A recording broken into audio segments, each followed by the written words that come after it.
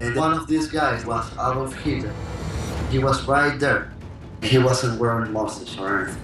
For years, people believed Hitler passed away in his bunker. But now, one officer who claimed to help him escape is finally opening up. His story takes us from burning Berlin to secret hideouts across the world. How did Hitler end up, and how long did he truly live?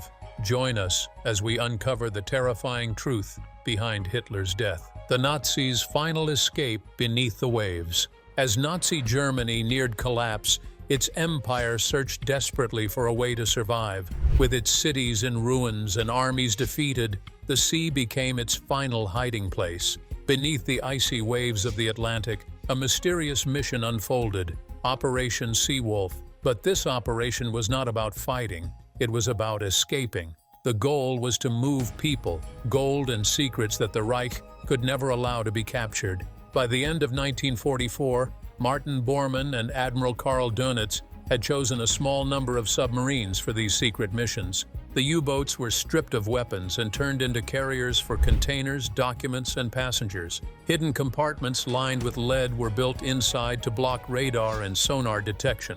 Officially, these submarines were still part of Germany's navy.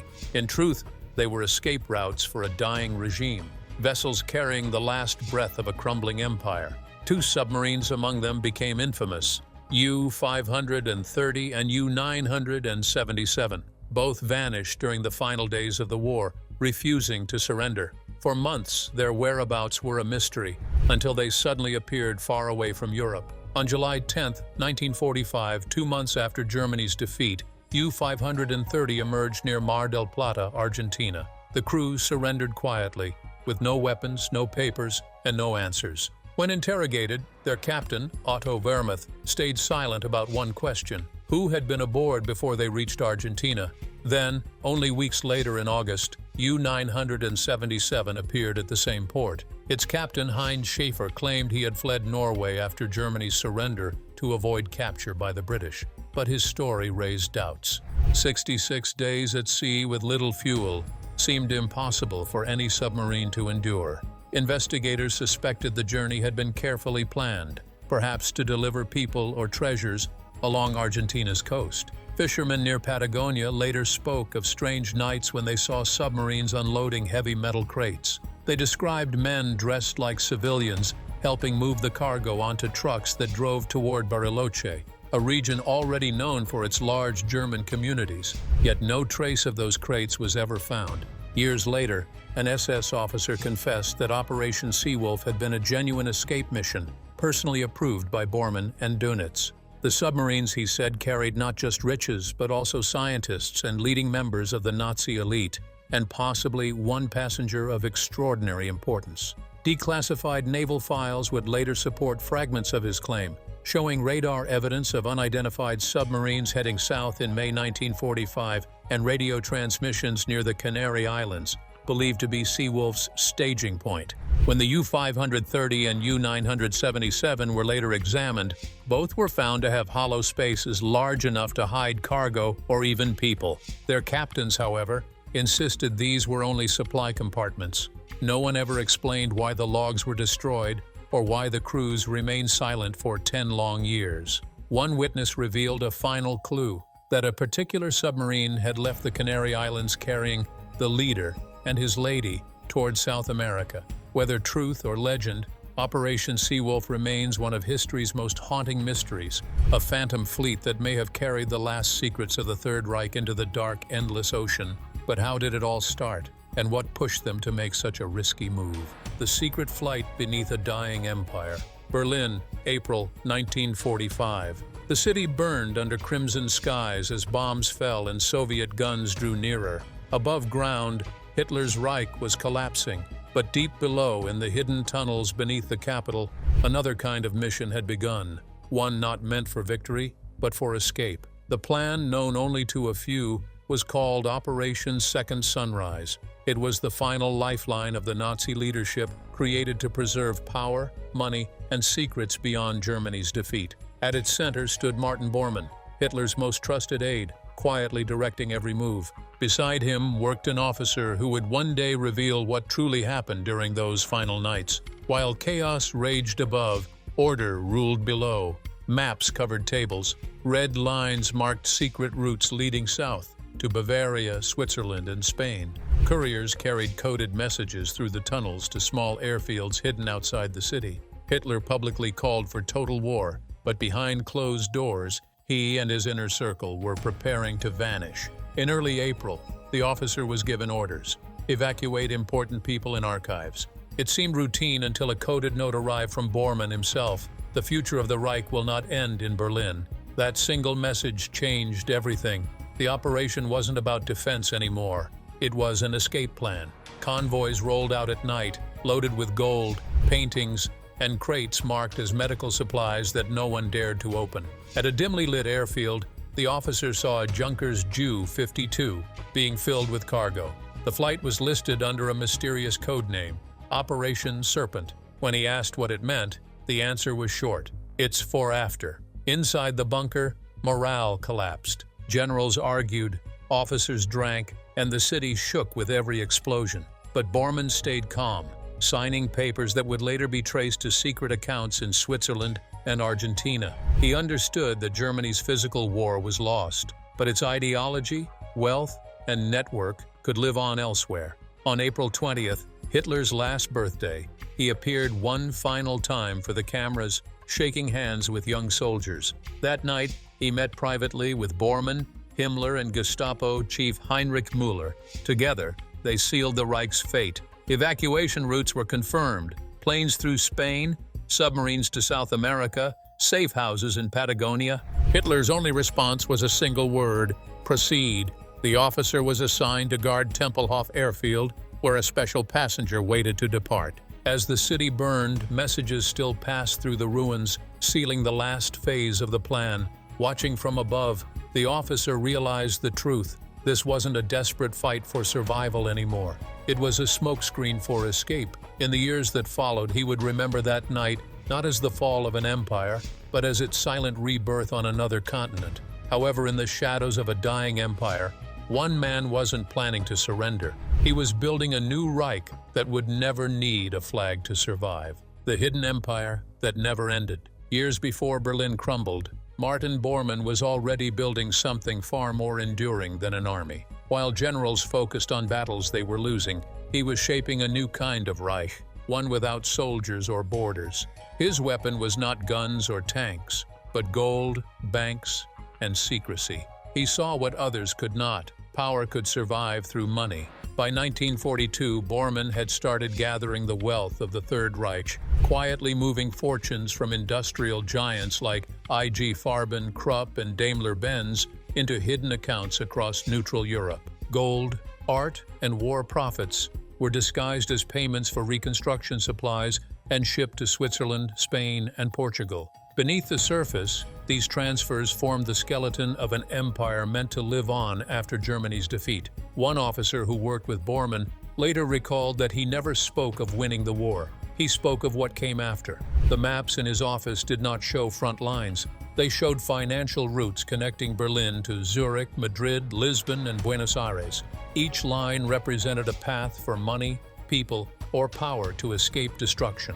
Through trusted bankers and secret partners, Bormann transformed millions of Reichsmarks into Swiss francs, American dollars, and Argentine pesos. The money poured into South American businesses, farms, and shipping companies. Allied intelligence would later discover that by 1944, German funds were flowing into Argentina faster than ever before. One report even called it a financial lifeboat for the Nazi elite. But Bormann's plan wasn't just about money. He was also moving minds, scientists, engineers, officers, and industrial experts. Their identities were altered, their documents forged, their departures disguised as diplomatic transfers. The mission was simple: protect knowledge, preserve wealth, and ensure continuity. He named it Operation Continuity, the future of the Reich hidden in plain sight. Even as bombs fell over Berlin, Bormann's influence remained absolute. His word carried more weight than that of most generals. He decided who could see Hitler and which reports reached him. While Himmler ruled with fear, Bormann ruled through control. "The Führer leads the war," he once said. "I lead what comes after." By 1944, the invisible empire he built was fully operational. Swiss records later revealed coded deposits linked to shell companies under neutral or South American names. Gold was melted and reshaped to erase its origin. Stolen artworks changed hands among private collectors, with profits returning to the same secret accounts. In early 1945, as Berlin burned, Bormann gave one final order to his trusted aide. When Germany falls, these escape routes will matter more than any victory. Soon after, ships sailed from Spain, submarines disappeared into the South Atlantic, and planes landed on remote airstrips in Patagonia. Every move had been prepared years before, with one goal above all others: to keep the Reich and its leader alive beyond its fall. The flight that erased a legend. For decades, the world believed Hitler's story ended in a bunker beneath the ruins of Berlin. Soviet reports, burned remains, and uncertain witnesses became the only evidence of his death. But in the late 1970s, a frail old man surfaced in South America with a confession that shook history. He was a former SS logistics officer long thought dead. His story was precise, haunting, and it claimed that Hitler never passed away in Berlin. His secret began in mid-April 1945, when the Third Reich was collapsing. Amid the chaos, discipline still ruled the Führer's bunker. One evening, Martin Bormann summoned him with a special mission known as Operation Serpent. His duty was to assist in the transport of an unnamed special passenger. The officer did not know who it was, but Bormann's warning made it clear that failure meant the end, not just for him, but for Germany's future. His first task was to move several sealed containers from the Chancellery into the tunnels beneath Berlin. The boxes bore red crosses, disguising their true contents. They weren't medical supplies, they were filled with gold, counterfeit bills, and sensitive documents. He later said that they were not destroying the Reich, but burying it for its resurrection. By late April, Berlin above ground was crumbling, but underground, a cold order remained. The officer described entering a dark room where Hitler sat, trembling beside Bormann, Eva Braun, and Gestapo chief Heinrich Müller. The man once feared as a giant of power now appeared frail, but his mind was still calculating. That night, a shocking plan was finalized. Müller and his men had prepared two doubles, corpses that would be burned and displayed as Hitler and Braun. The deception had to be flawless. Identical uniforms, false dental records, and staged wounds would convince the Soviets they had found their prey. On April 30th, as Russian troops closed in, a coded message went out. Eagle, ready to fly. That was the signal. The officer led a small group through the shattered streets of Berlin under cover of darkness. Near an abandoned railway line, two trucks waited. Inside one sat a man in a plain military coat, his face hidden beneath a hat. He did not speak, but when he raised his trembling hand in salute, the officer recognized him instantly. The convoy raced toward Tempelhof Airfield. A Junkers Ju-52 stood ready, its engines roaring. Boxes, files, and a few suitcases were loaded. Before boarding, the man in the coat turned briefly and murmured, "This is not the end for Germany." Then he stepped into the aircraft, and it vanished into the night sky, heading west. For years, the officer carried his secret, buried under guilt. He thought he was serving his country, but instead, he had helped preserve a myth. Later, declassified Allied files mentioned an unaccounted flight from Berlin to northern Germany that very night. From there, he claimed, it continued to Spain, and then to what he called the New Reich, where a fallen empire quietly prepared to rise again, hidden behind wealth, power, and silence. As Berlin burned to ashes, one plane slipped into the night, carrying a secret that would turn the world's greatest death into its greatest escape: the ghost empire beneath the southern sky. By the time the war ended, Argentina had become more than a safe place. It was a hidden world, built for those who refused to vanish. Behind its calm image of neutrality lay a silent network of secret agreements, forged years before the guns stopped firing. It was here, at the end of the earth, that the remains of the Third Reich found a new home. Juan Domingo Perón, along with a circle of wealthy German businessmen, had been preparing since 1943. Their plans aligned closely with what would later be revealed in a former SS officer's chilling account. As Germany crumbled, Martin Bormann's loyal men created routes of escape that crossed the Atlantic. Gold was melted down, fortunes were cleaned through Swiss banks, and the money was disguised inside Argentine companies. On paper, these firms traded in machinery and grain. In reality, they were the lifelines of Nazi survival. The officer described shipping manifests marked with the words Wolf's Route. The maps showed not battlefields but secret harbors, ports that never appeared on official charts. When two German submarines, U-530 and U Su-977 appeared off the coast of Mar del Plata in 1945, the world was shocked. But to those in the network, it was simply part of Operation Seawolf, a final mission not of war, but of inheritance. Through coded radio messages, Bormann's agents confirmed safe landings along Argentina's southern shores. Crates labeled technical materials and diplomatic archives were quietly unloaded under the cover of darkness. Locals began whispering about German men arriving at night, about trucks carrying mysterious boxes into the mountains. The cargo was driven inland toward Bariloche, a quiet town surrounded by lakes and pine forests. Waiting there were grand alpine homes, built long before by German settlers and now ready for new owners. The plan depended on powerful local allies. Chief among them was Ludwig Freude, a wealthy industrialist and close friend of Perón. He arranged everything: visas, land, protection. In return, the newcomers brought money and scientific knowledge. By 1946, intelligence reports suggested that more than $800 million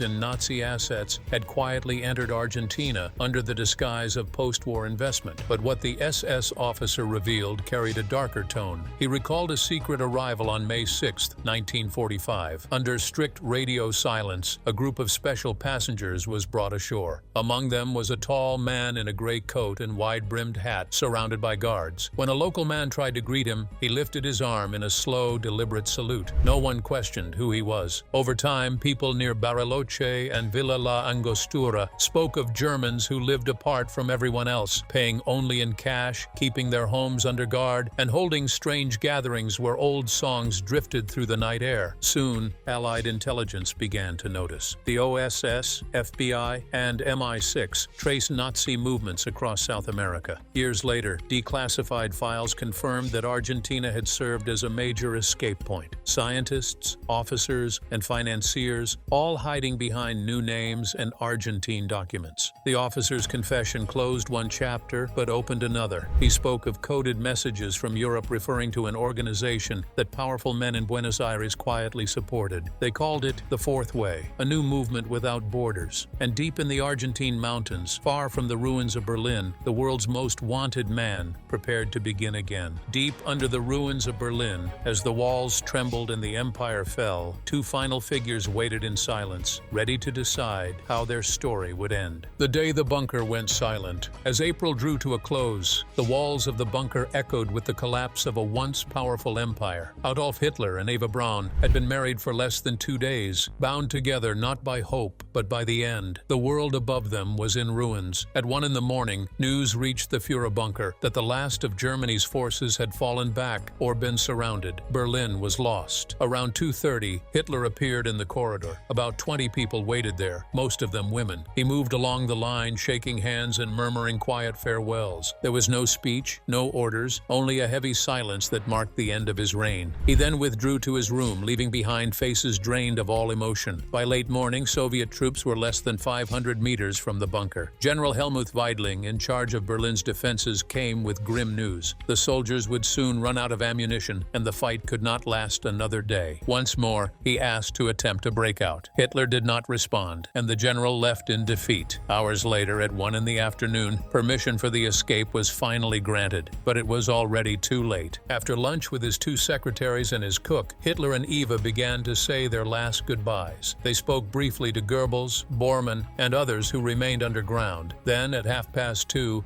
the couple entered his private study. Outside, SS officer Otto Günsche took his position by the door. The bunker grew still. Time passed before anyone dared to approach. Eventually, Hitler's valet, Heinz Linge, noticed the door closed and a faint smell in the air.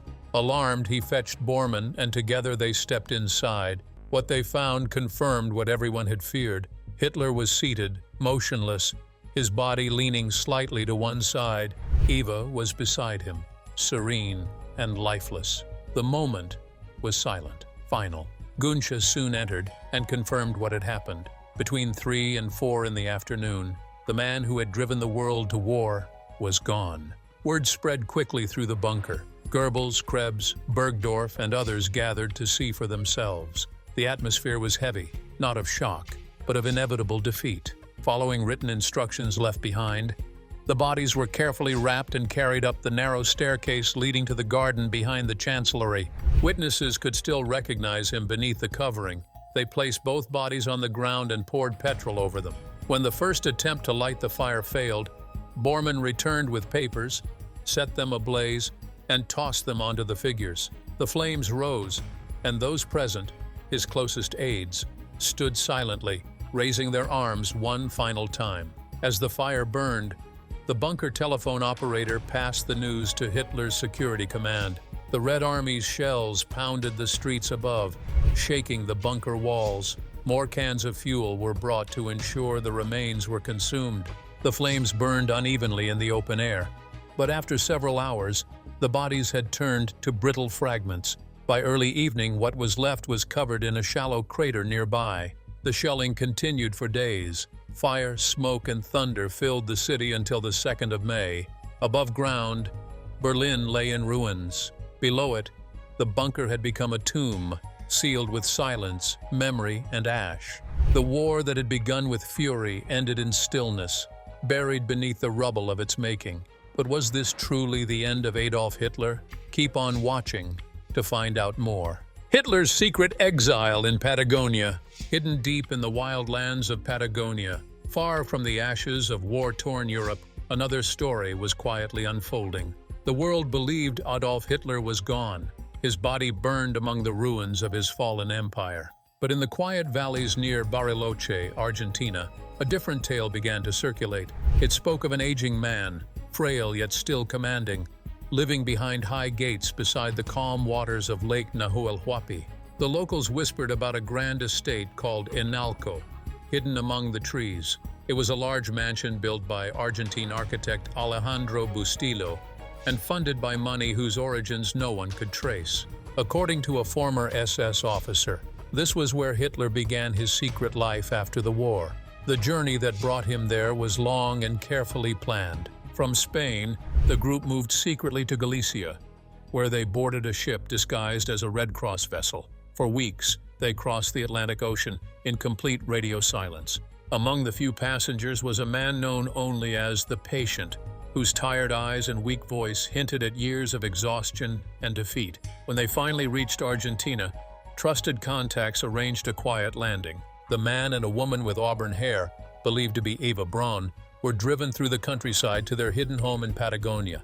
Inalco was no ordinary house. It was a fortress carved into the hillside, complete with secret tunnels, underground storage, and a private dock. Inside, the rooms looked like pieces of the Old Reich, German furniture, portraits of Prussian royalty, and tableware from the Berghof. Outside, guards who had once served in the SS now worked as caretakers, silently patrolling the forest. The officer described it as a shadow of the Reich, smaller, quieter, but still alive. By the year 1947, stories of German settlers in Patagonia had begun to spread, yet few dared to investigate. The Perón government had quietly allowed hundreds of Europeans to enter the country under false names, scientists, officers, and engineers among them. Bariloche, with its mountain scenery and German-speaking community, became the perfect hiding place. Locals said a man named Herr Fischer and his wife lived in isolation near the lake. They were polite but distant. The man was rarely seen, and when he appeared, he was dressed in black, wearing dark glasses and a wide hat. He moved slowly but carried an air that silenced any room he entered. Residents noticed medical deliveries arriving regularly from Buenos Aires, and a doctor named Otto Lehmann visiting every few months. The officer recalled that the man's health was failing. His hands trembled, his blood pressure was high, and his fear of discovery grew. Yet he continued to meet visiting Germans, who came not as friends but as allies in secrecy. Declassified papers later revealed a network called Das Spinnetz, the spider's web, used by Nazi fugitives in South America to share funds, information, and silence. Between 1947 and 1955, FBI files mentioned credible sightings of an old German man near Bariloche.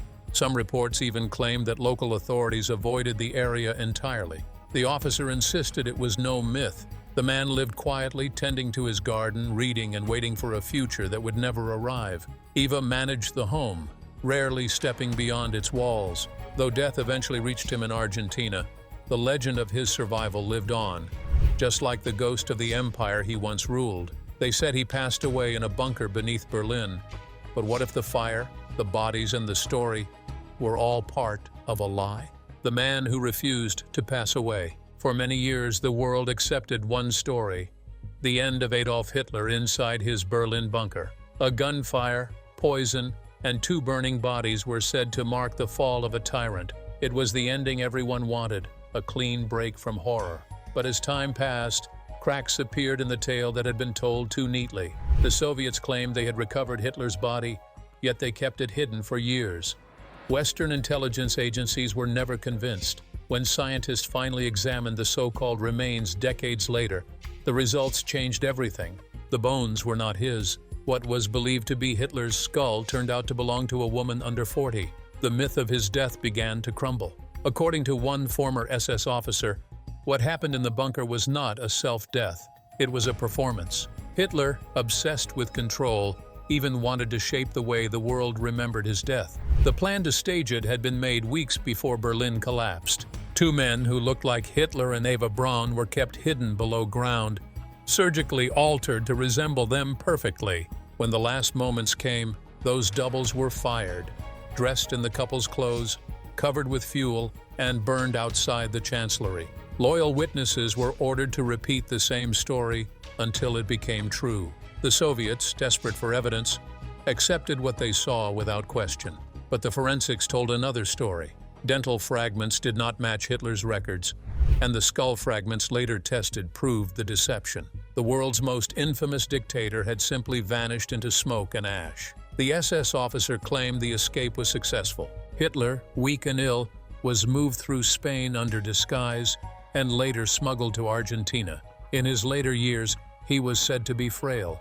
His hands shook, his memory slipped, and fear followed him constantly. He often spoke of betrayal, blaming everyone except Martin Bormann, his most trusted aide. Despite his fading strength, he dictated letters and plans, dreaming that someday, when the world had forgotten, his Reich might rise again. The same officer later confessed that Hitler finally passed away in February 1962 at the Analco estate on the edge of Lake Nahuel Huapi in Patagonia. Only a few loyal men witnessed it. His body was taken out quietly in the night and buried behind the mansion, without ceremony, without a grave marker. Only the cold wind from the lake served as witness. Years afterward, strange things were reported near the estate. Old men speaking German visited at night. Workers were dismissed before their arrival. One gardener remembered digging a long trench under armed watch. He was told it was for drainage, but by the next day it had been filled and sealed. Declassified FBI files from the 1960s mentioned a credible source who claimed Hitler had indeed passed away in Argentina. But by then, the Cold War had begun, and keeping the original story alive was easier for everyone. A dead Hitler in Berlin was far more convenient than a living one hiding in the South. When the officer finally shared his confession, the Analco estate had already changed owners many times, yet locals still whispered about what lay buried beneath: fragments of walls, rusted steel doors, and perhaps a secret tunnel. In the 1990s, journalists who tried to investigate were turned away by guards. The officer's final words were chilling. He said the world believed what it wanted to believe. The illusion had become reality. A year later, he passed away, taking the truth of that hidden grave with him. History may insist Hitler passed away in his bunker, but the whispers of Patagonia tell a darker story of a man who escaped death and vanished into legend. If you enjoyed this video, like and subscribe, and also click the next video shown on your screen.